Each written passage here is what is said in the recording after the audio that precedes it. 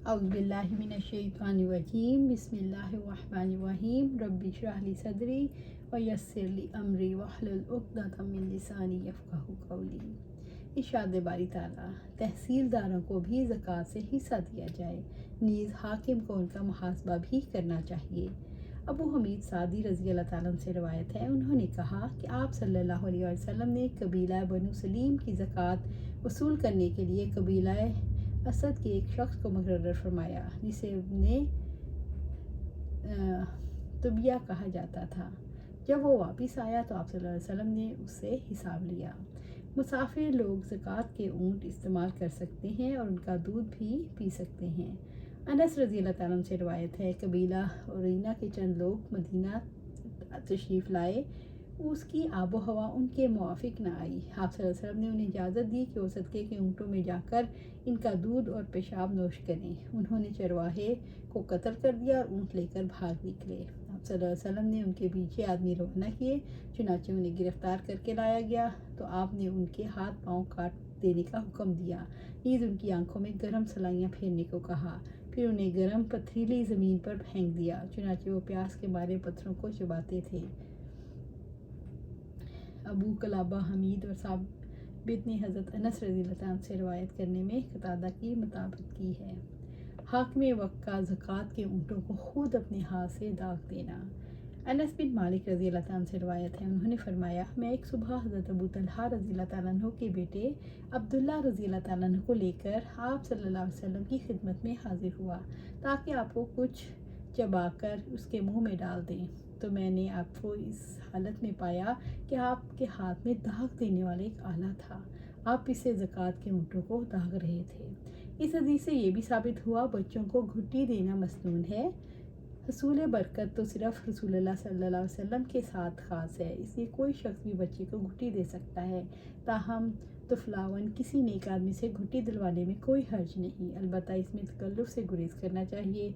इसके मुतअद्दिद तिब्बी फ़वाइद भी हैं और बाज़ार से घुट्टी ख़रीद कर इस्तेमाल करने में भी हर्ज नहीं। वल्लाहु आलम।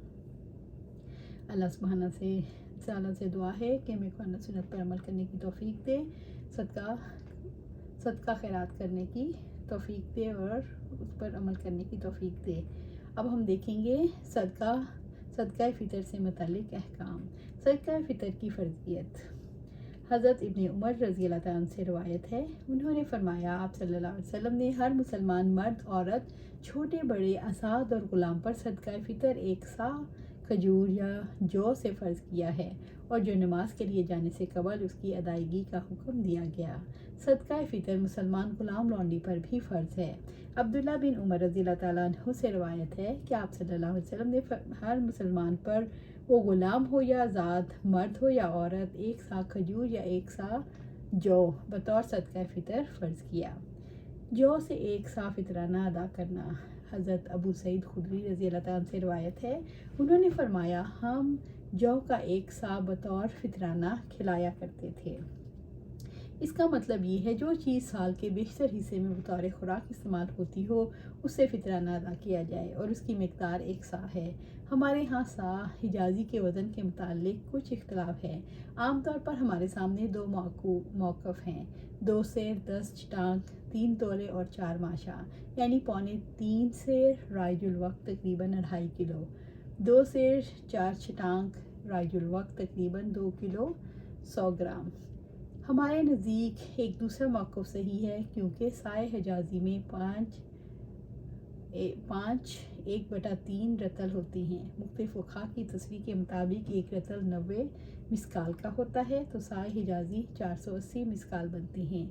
एक मिसकाल 4.5 माशे का होता है। इस हिसाब के मुताबिक 480 मिसकाल 2160 माशे हुए। क्योंकि एक तोले में 12 माशे हैं, लिहाजा 12 पर तक़सीम करने से एक सा का 180 तोले वज़न बनता है। जदीद इशारी निज़ाम के मुताबिक 3 तोले के तकरीबन 35 ग्राम होते हैं। इस हिसाब से 180 तोले वज़न के 2100 ग्राम बनते हैं, यानी एक सा हिजाज़ी का वज़न 2 किलो 100 ग्राम है। पुराने वज़न के मुताबिक 2 सेर 4 चटांग है। खुराक से एक सा फ़ितराना अदा करना।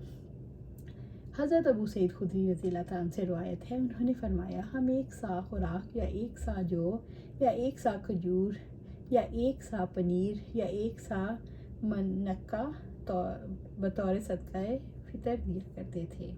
کھجور سے ایک سا فطرانہ ادا کرنا۔ حضرت ابن عمر رضی اللہ تعالیٰ عنہ سے روایت ہے، انہوں نے کہا کہ آپ صلی اللہ علیہ وسلم نے ایک سا کھجور یا ایک سا جو سے صدقہ فطر دینے کا حکم دیا، لیکن لوگوں نے اس کے بدلے 2 مد گندم کو مقرر کر لیا۔ منقہ سے ایک سا صدقہ فطرانہ ادا کرنا۔ ابو سعید خدری رضی اللہ تعالیٰ عنہ سے روایت ہے، انہوں نے فرمایا ہم نبی صلی اللہ علیہ وسلم کے عہد مبارک میں خوراک یا کھجور جو یا منقہ ایک سا بطور صدقہ فطرانہ دیتے تھے۔ جب حضرت معاویہ رضی اللہ تعالیٰ عنہ کا دور آیا اور شام سے گندم آئی تو انہوں نے کہا میرے خیال کے مطابق گندم کا 1 مد دیگر اجناس کے 2 مد کے برابر ہے۔ عید سے پہلے صدقہ فطر کی ادائیگی۔ حضرت عبداللہ بن عمر رضی اللہ تعالیٰ عنہ سے روایت ہے کہ نبی صلی اللہ علیہ وسلم نے صدقہ فطر لوگوں کے نماز عید کی طرف جانے سے پہلے ادا کرنے کا حکم دیا۔ حضرت ابو سعید خدری سے روایت ہے، انہوں نے فرمایا کہ ہم رسول اللہ صلی اللہ علیہ وسلم کے عہد مبارک میں عید الفطر کے دن خوراک میں سے 1 سا ادا کیا کرتے تھے۔ ان دنوں ہماری خوراک جو کشمش، پنیر اور کھجوریں ہوا کرتی تھی۔ صدقہ فطر کی ادائیگی عید کی نماز سے پہلے ضروری ہے، اگرچہ تقسیم بعد میں کر دیا جائے۔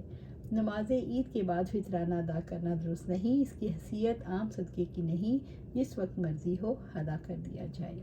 اللہ سبحانہ تعالیٰ سے دعا ہے کہ ہمیں صدقہ و خیرات کرنے کی توفیق دے اور ہمیں قرآن و سنت پر عمل کرنے کی توفیق دے اور ہمیں صراط مستقیم پر چلائے۔ اللہ سبحانہ تعالیٰ اپنی جنت فردوس کے اعلیٰ مقام پر جگہ عطا فرمائے، آمین یا رب العالمین۔